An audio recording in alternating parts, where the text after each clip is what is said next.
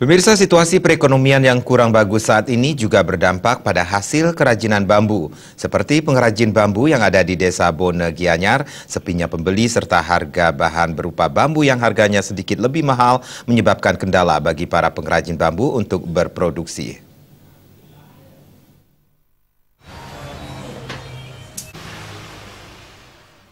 Kerajinan berupa bambu banyak diproduksi oleh pengrajin khususnya di daerah Bone Gianyar.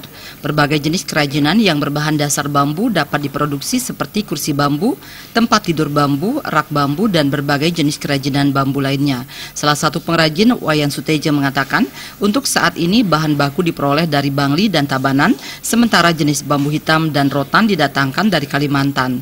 Untuk pemasaran sendiri saat ini masih mengandalkan berdasarkan pemesanan. Untuk satu buah kerajinan berupa satu set kursi, dirinya menjual dengan harga kisaran sampai 1,2 juta rupiah.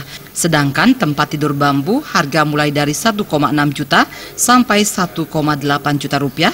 Dan rak buku dari bambu bisa sampai 700 ribu rupiah.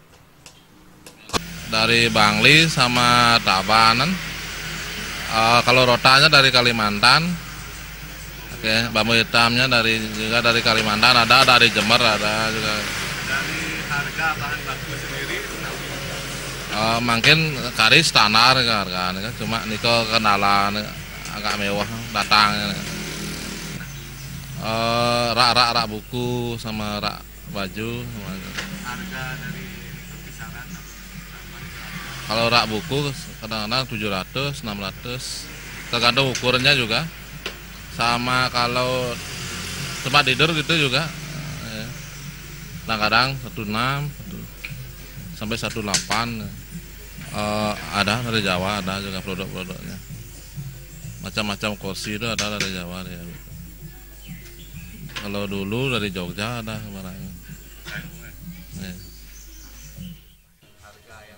Walaupun orderan sepi, pihaknya tetap memproduksi kerajinan berbahan dasar bambu yang sudah digelutinya selama 6 tahun. Selama ini pemasaran dilakukan sendiri. Dirinya berharap peran serta pemerintah dalam hal membantu pemasaran sehingga hasil kerajinan bambu ini bisa tetap diminati. Bayudi, Bali TV.